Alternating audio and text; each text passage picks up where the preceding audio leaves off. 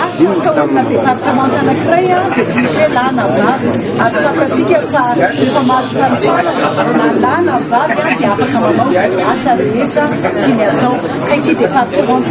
tsisy mahasamihafa azy na lana vavy fa samy matovy tendry dia fantatrivony firenena fa afaka anao asa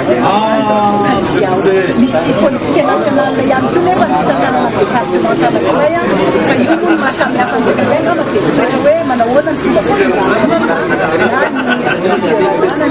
zay fa miasa koa politique nationale mandiafitra département tsy maintsy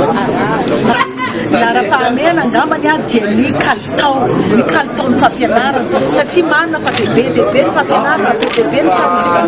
nefa indraindray ny kalitao ao anatin'izany kalitao zany dia ao ny formation ny mpampianatra ao ny trano ao ny kalitao ihany koa ny fotoana lalin'ny mpianatra manenjika an'izany sekoly zany raha sanatria lavitra loatra ny sekoly dia any angambany hoe mijerenakaingo fa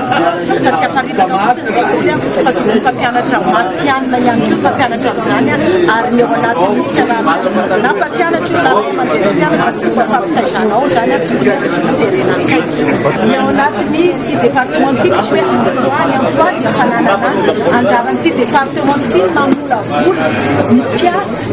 hoavy zany hoe ny tanora mba hay matiany eo ny asany izy mba ho employable zany ny olona anankiray fa rehefa manana contrat de travail atao izy any amin'ny asa misy azy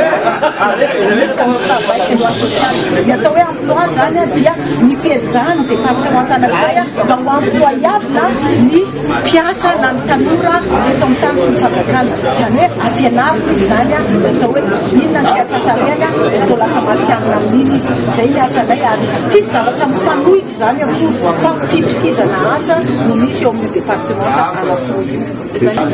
ato ambany fiahin'ity département ity ny emploi zany hoe ny fiezahana mba misy ny employabilité ny capital humain malagasy zay zany le izy dia mitohy any amin'ny département ny fonction publique sy ny travail sy loi sociale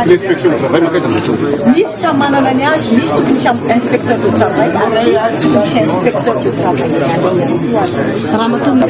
midikana moa dia isorana an'Andriamanitra satria manana partenaire financier maro tsika ary le politique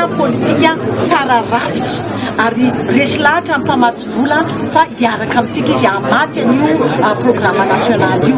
ihany koa moa ny kitapon'olom-panjakana mino zany izy haya fa tafika soa ny fanatanterahana ny politique nationale